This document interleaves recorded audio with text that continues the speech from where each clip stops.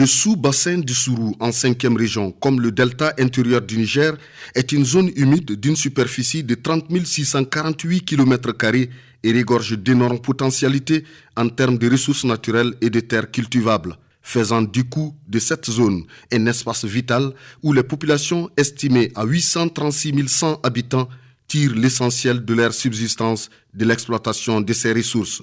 C'est pourquoi, s'inspirant de l'expérience du programme d'aménagement du delta intérieur du Niger PADIN 2, financé par le Royaume des Pays-Bas, les populations locales, à travers les 29 collectivités territoriales ayant en partage le Sourou dans les cercles de Bankas, Koro et Douanza, ont sollicité et obtenu auprès de Care International au Mali la conception d'un programme de développement intégré et durable du Sourou.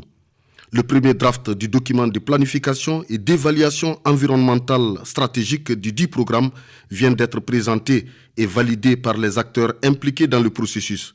C'était à la faveur d'un atelier initié les 3 et 4 avril 2019 par Care International au Mali. Le programme de développement intégré et durable du Sourou, communément appelé PDIDS, est né d'une initiative du projet PADIN 2, en particulier l'aménagement de la plaine du Sourou.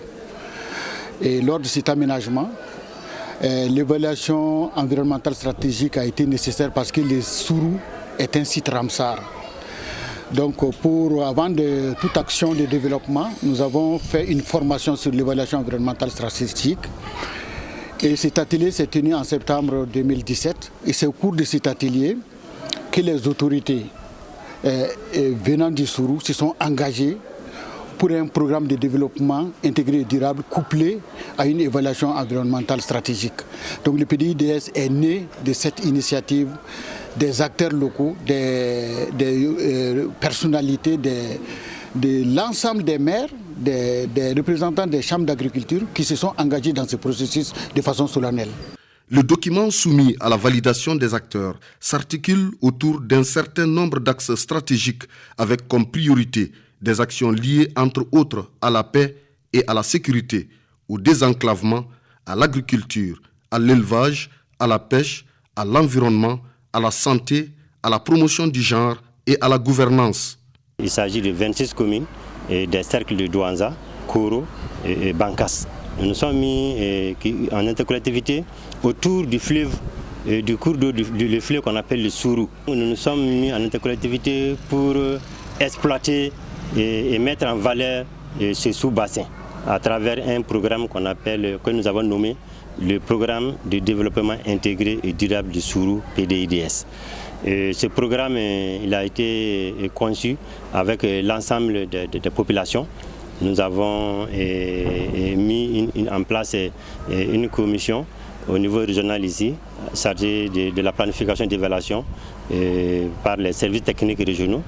Et au niveau des collectivités également, nous avons mis les bureaux d'intercollectivité en place et nous sommes assistés par notre gouverneur de la région de Mopti pour vraiment bâtir ce plan. Ce draft du programme de développement intégré et durable du Sourou, avec son évaluation environnementale stratégique, est conçu par un comité restreint de l'intercollectivité du Sourou avec l'assistance technique d'une équipe régionale de planification et d'évaluation ainsi que la commission néerlandaise d'évaluation environnementale et Care International au Mali à travers des experts commis pour l'étude environnementale stratégique du projet. Ce processus il a été le plus participatif possible parce qu'on a impliqué non seulement les élus, les acteurs locaux, les services techniques, les partenaires techniques et financiers, pour d'abord passer par un diagnostic sur le terrain à travers la collecte des données, l'analyse des données et ensuite l'identification des besoins des populations et qui nous a permis dans un cadre participatif aujourd'hui d'identifier les actions pertinentes de développement. Le programme de développement intégré et durable du Sourou revêt un grand espoir parce que la zone est une zone de potentialité agricole, une zone de potentialité d'élevage, une zone de potentialité de pêche et aussi d'écotourisme. Et tous ces éléments mis bout à bout ont fait de ce Sourou une zone d'importance économique mais aussi écologique qu'il faut valoriser.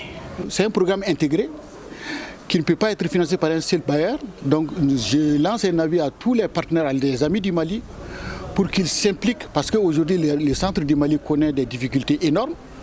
Et la vraie cause de cette insécurité, c'est vraiment la pauvreté.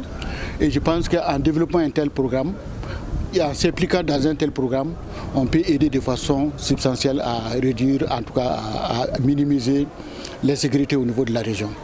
Le document de planification et d'évaluation environnementale stratégique ainsi adopté devrait donc permettre une accélération de la mise en œuvre des activités du programme de développement intégré et durable du Sourou au bonheur des nombreuses populations qui attendent avec impatience.